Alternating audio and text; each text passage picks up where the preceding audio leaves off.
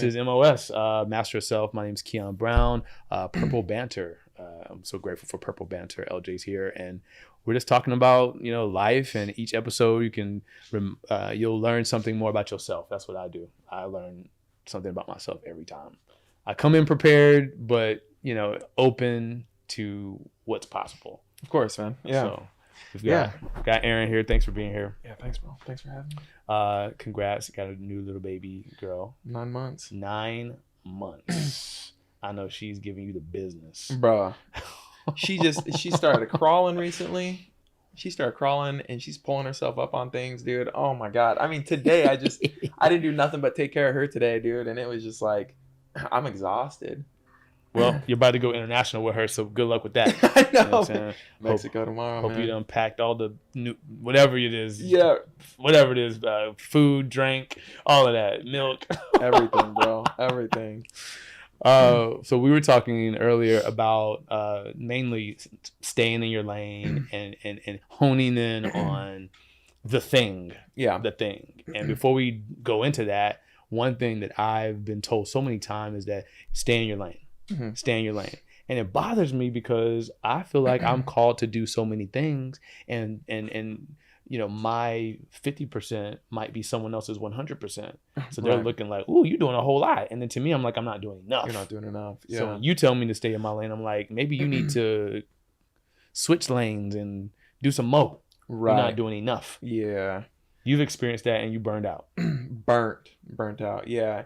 But mine was like I said, I moved out here for music. And I moved here the October before the pandemic. And when I got out here, no job. I didn't even look at the place where I was going to live. I just moved out here. I was like, I'm going to chase a dream, And pandemic hit and just threw me for a loop. So then And the whole world. And the whole world. Yeah. Yeah. I mean, I'm sure I wasn't the only one, But I moved down here with like 20K and ran out in like 3 months. Finally lined jobs up. Lost all my jobs to the pandemic. And then had like $200 to my name, and I was like, okay, I gotta pay rent next month. Nobody's hiring, nobody's working. I'm like, what am I gonna do? And I just got into modeling like the March of the pandemic, and it was a very, very slow growth. And I've never wanted to model, by the way. I just got into it because I had some friends that wanted me to. And so I'm like, oh, okay, whatever. Let's try it out. And it actually took off. I mean, it took off. Yeah, it took off. I still had to get a part-time job. Actually, no, it was a full-time job, part-time modeling. And I did that for like 8 months, dude. I was shooting like 4-6 times a week, working, 40, 50 hours a week, with this full-time job and running all my socials. Doing editing, which and is all a that. job in itself. Oh yeah, 100%, man. And it's too much. It was too much. And then, so what did you do to pivot? Because modeling is working. You came here for music. Modeling is working. How did you lean in? Well, when I was working that full-time job, it got to a point where, because I kept telling them, I was like, hey man, I gotta shoot this week. They were like, I got another shoot work. this week. Yeah. I got another shoot this week. Hey, I got to call in. I got another shoot. So then I was like, okay. I saved up enough money. It sucked because I was making a shit ton of money when I was doing everything. But then I was not making enough money modeling to quit my full-time job. Facts. So I'm like, fuck, dude. So I'm like, okay, well, like I saved up a shit ton of money. So I saved up the money and I'm like, okay, let's get away from this full-time job that's getting me nowhere.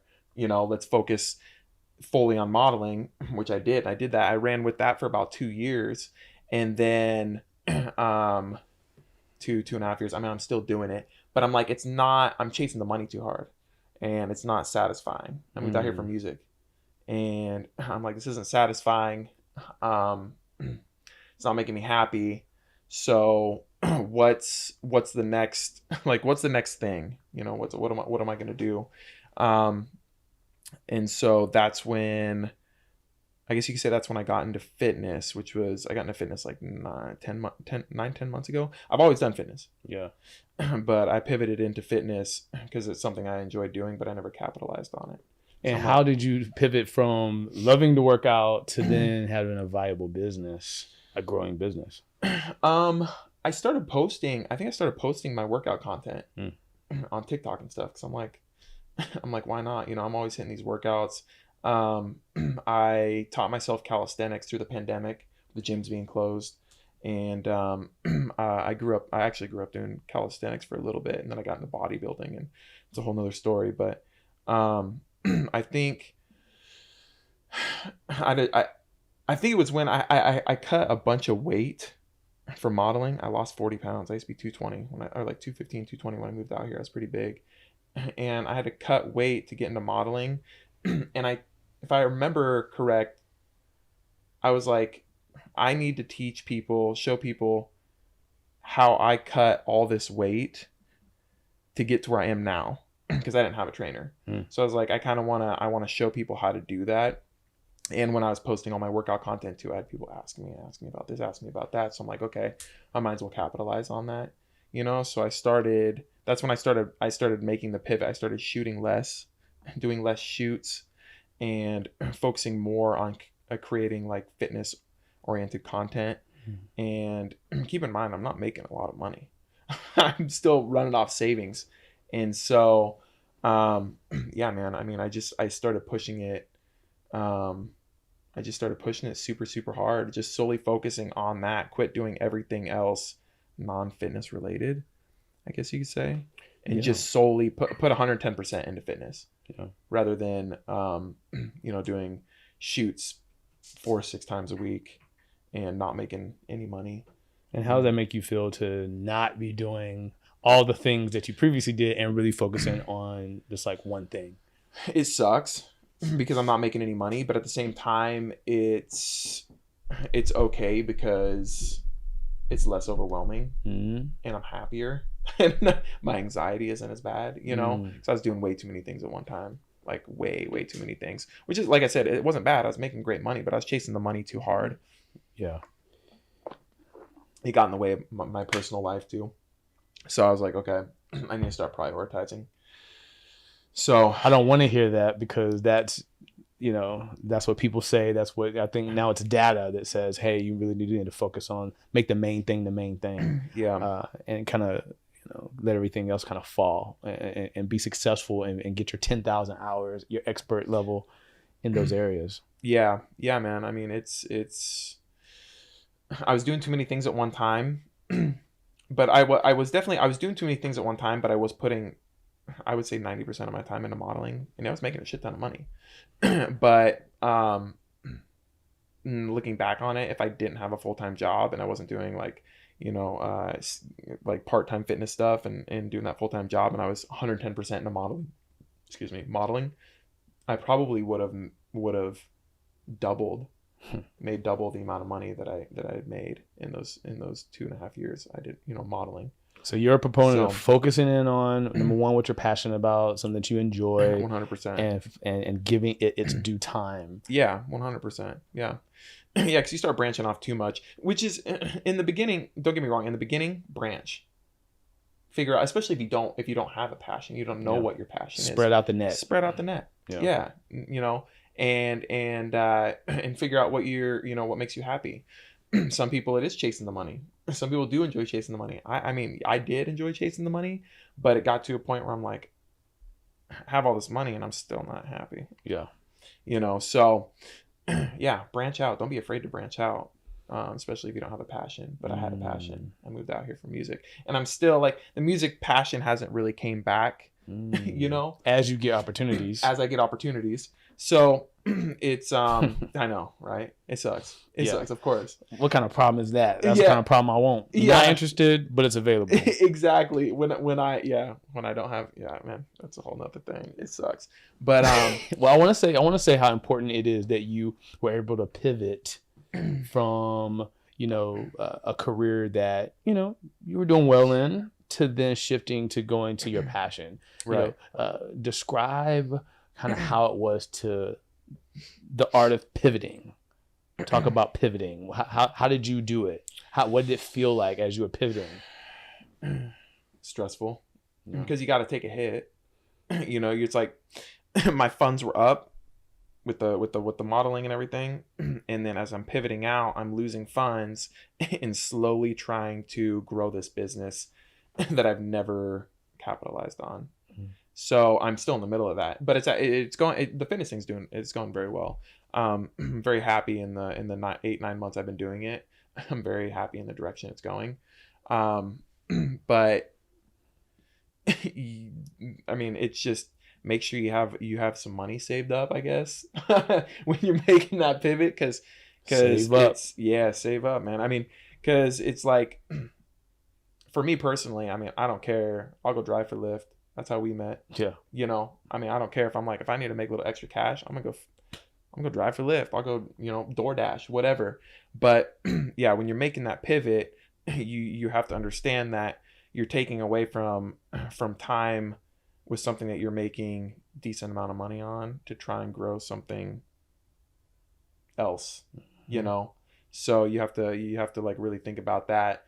It's I definitely took a hit, but at the same time, I'm okay with that because I'm happier doing the fitness oriented stuff. It's a slow growth, slow money, but I enjoy it. That's the ticket. That's the ticket. That's the distinction. You know, That's it it. may be slow, steady, but you're happy. But I'm happy. That's like the word. Yeah. That's the word. Do something you're passionate about, make the shift, pivot into that, and then just Right. almost like hunker down. 100%. Yeah. Hunker down and just ride the wave. I mean, I produced music for 7 years now, 6 years. You want to know how much money I made on music in 6 years? $10,000. Should not even fucking close. Should not even that. Not even close. In the 6 years, and let me tell you, I have 2 to 4 tracks signed to credible labels in Australia, Dope. Brazil. I think just Australia and Brazil. I feel like I had one more. It's been a minute since I produced. In the 6-7 years I've been making music, I've made maybe $30. But that's and I was more. happy. But I was happy. I had a full-time job when I lived in Oregon. I had a full-time job, and I hated it. Wow. But I could spend 16 to 18 hours a day on music and love it. And I didn't make any fucking money. But I was okay with it. What's the craziest comment that you've got on an Instagram post or a DM? With music or modeling shit? Yeah, modeling, probably. What's the craziest? Comment? Comment, or want DM? or needs? Or what are we talking here?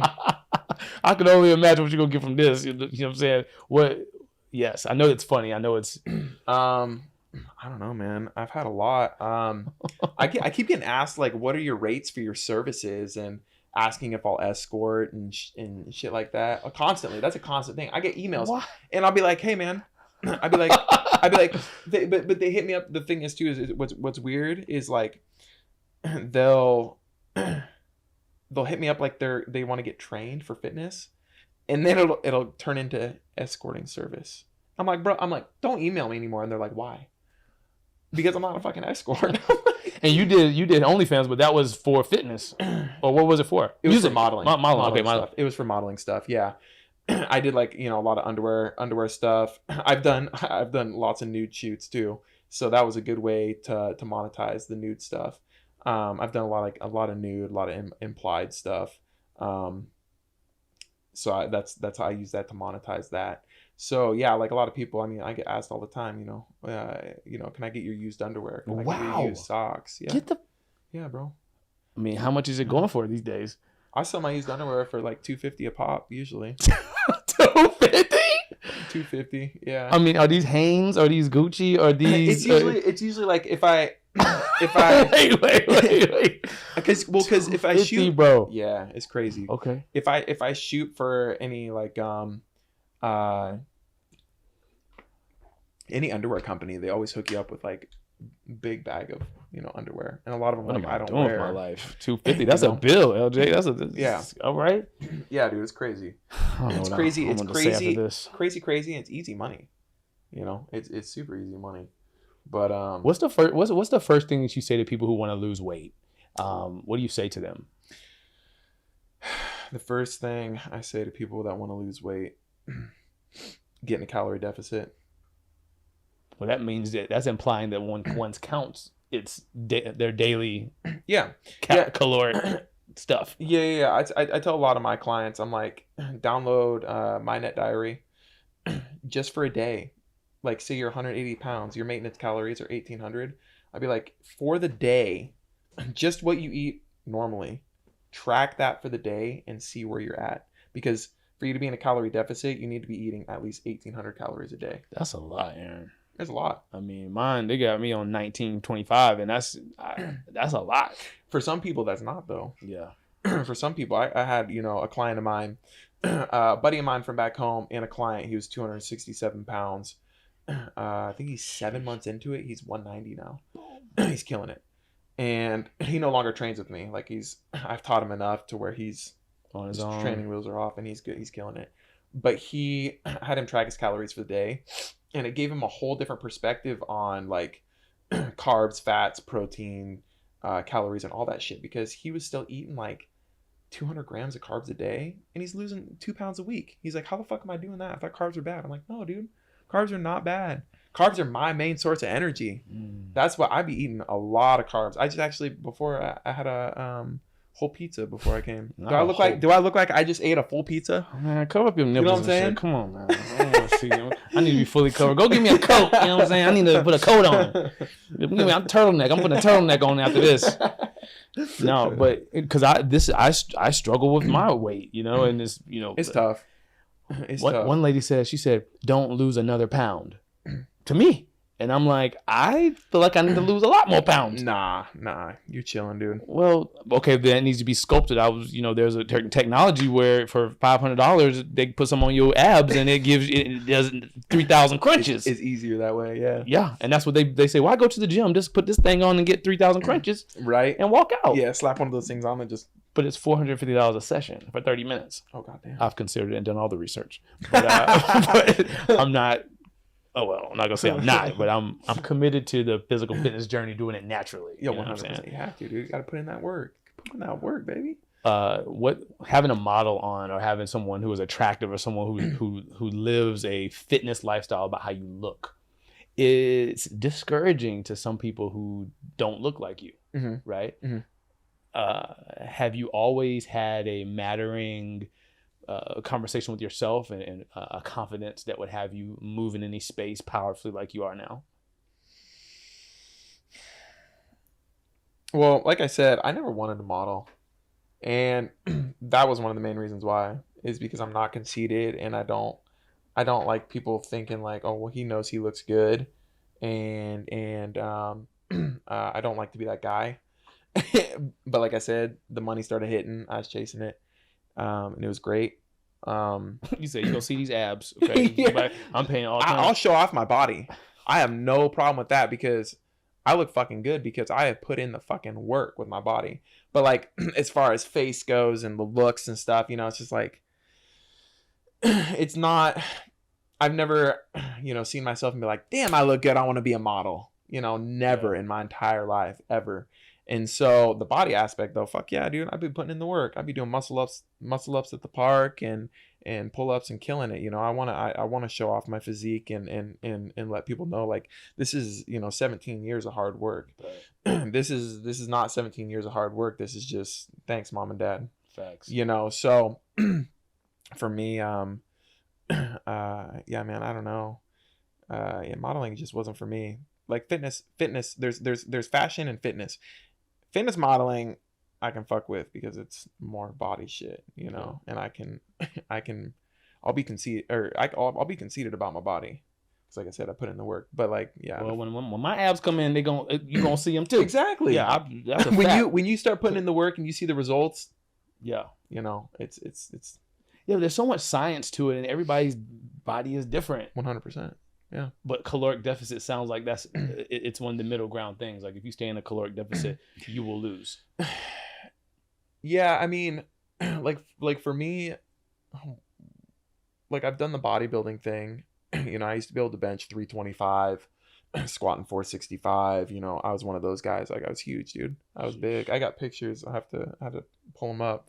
But Sheesh. I was big, yeah. And doing that, when I moved here, I was that big. But then when I got into like calisthenics, I lost weight so quick and shredded down so fast when I was still eating like 2,000 calories a day, being 180 pounds, eating 2,000 calories a day. But hitting these HIIT workouts and these calisthenic workouts, you shred so quick, dude. The high volume, the high reps, the high intensity for even 20 minutes a day. Sometimes I won't have time. I hit it hard for 20 minutes. Dude, it's a straight up game changer. Yeah. Like I tell my clients all the time, I'm like, let's put in 30 to 60 minutes of hard work today, and don't even fucking worry about what you ate, because you're about to burn it off right now. You know what I'm saying? And so it's the calorie deficit is a thing. Yeah, 100%. But you can also put in the work. You can bust your ass and eat whatever the fuck you want. You know what I'm saying? Don't tell me that. Don't. It's that's the thing about I like the honey buns. Okay. Right. You know what I mean? No honey buns. I mean, think about it like this. I was thinking about this the other day. Is what about people in prison? Oh man. You think they're gonna be like, well, let's count my macros today. I'm gonna eat my chicken and rice. No, they put in the work. That's all they do is put in the work 6-7 days a week. Yeah. Look at those motherfuckers. Yeah. San Quentin, San Diego. Oh yeah, San Diego, San Quentin. They took away all their weights. All they do is calisthenics. Boom. Those motherfuckers are ripped. What's the biggest thing you've heard from your clients that keep them from being successful, or keep them from like, hitting the goal or getting to the next level? They want fast results. Mm-hmm. And I mean, with anything in life, I mean, you have to realize it's not coming quick. Mm. A lot of them get discouraged. That's why I always do like, when I have new clients, I'm like, let's take a before picture. And then in 3 months, when you're hella discouraged, you're like, my diet's been off and this and that. Then you look at your pictures, you're like, oh shit, what the fuck? Like I've actually done something in just the 3 months. I've had a few clients that did that. One client actually I didn't hear from him for 2 weeks. He came back. He's like, dude, sorry, I've been busy and my diet's been off. And I said, well, this week's your check-in. Let's see how you're doing. Let's see what you look like. And even the 2 weeks we didn't work out together and he had a shit diet, he still looked better than when we first started 3 months prior. Yeah. So yeah, a lot of them get discouraged though, because I mean, they're tired, their diet might have been off, they're like, this is taking too long. It's like, well, it took me 16 years to be satisfied with my body. Yeah. 16 years. When I was bodybuilding, there was always like, I'm not big enough. And now I'm like, I'm so happy with the way I look right now. Yeah, and it takes that, sometimes it takes that amount of time to be happy with what you look. And I'll be honest, I'm not happy with how I look, and that's the encouragement that I give myself to go to the gym every day. I wake up and go to the gym.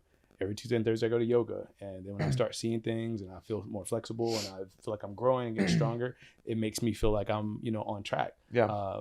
And then just making healthy choices each day. I make a different choice. No soda, drink water, vitamins. I'm doing sea moss gel, black seed oil. I was just talking about that today.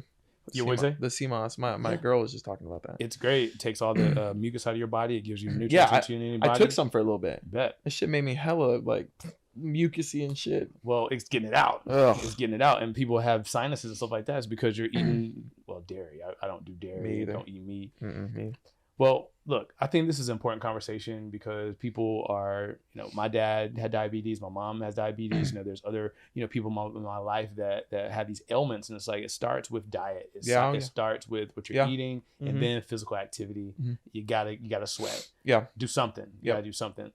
I don't know. I don't know how many people have to die. I don't know how many people have to I don't know. Yeah. I mean, I've done all the diets: carnivore, plant-based, vegan, keto, paleo, pescatarian, all that shit. And to this day, and of course I have friends that are always like, well, it depends on your fucking blood type and this and that, There's a book on that too. There's a book on that too. But the vegan and plant-based diet, hands down, dude, like the best I've ever felt in my entire life. So. I think I went about 4 weeks, no animal products. And I could have ran a marathon. And I remember distinctly too, I went 4 weeks with no animal products, and I had a big juicy ribeye one day because I was like, I want a ribeye. I ate that ribeye, and the next day I felt like shit. Yeah. I felt like a sloth. Like when during my workout, I was like sweating bad, and I just like slow. It was gross. I'd be scared to do that. I haven't Dude, had it meat was- in 4 years. Don't do it. You'll probably Yeah. get sick. Yeah, I don't. It'd probably make you sick, to be honest. Yeah. It's gnarly, dude. You just have to think about how much hormones are pumped into our Yes. meat and shit these days. Not natural, bro. Not natural at all. I went to my favorite spot, ordered vegan chicken nugget, whatever, Gardein or whatever. Mhm. They gave us real chicken. I didn't eat any. But my friend was just like, that looked like real chicken. Look at that. I was like, that is chicken. You know what I'm saying? With all that barbecue sauce on it. It was just like, yo, I haven't had Dirty Bird in, about 3 years. I just can't do it. Don't. I just yeah. can't do it. Yeah. They're like massive. I mean, even the chicken breast in the grocery store is like massive. They're It's huge. not natural. Yeah. What do they say? Like back in like the early 40s, early 30s, our chickens were like this big. Yeah. Yeah. Chickens were like a full grown chicken was this big. If you go to like Ghana or go to Africa, that's what they look like. That's what they look like. I would say that when I go this year, I may have some type of meat because it's done very naturally there. Mhm. And in America, it's just like you're pumping them. Even the fruits, you gotta wash it. You gotta take the wax off. You gotta do all this kind of stuff just because it's just like it's just not natural. Right. Oh, I mean, and that's the thing too with vegan and plant-based diets. They'd be like, well, what about all the pesticides they put on all your food and stuff? I'm like, well, wash it off. Yeah. You can't wash off. Hormones. No, right? Good luck. And then they beat the animals, and then when an animal is beaten, there's trauma things that go through the body, They release like a what is it, like a stress hormone or something. and then you eating that. That's your steak. Yeah. That's your steak. Well, I mean, I love this conversation. This is from pivoting from doing things that don't bring you joy to then taking the risk, pivoting, hunkering down, and doing something that you're passionate about. Yeah. And then living your best life through healthy nutrition and physical fitness. That's like the thing. That's the mission. That's the mission, man. Do what makes you happy.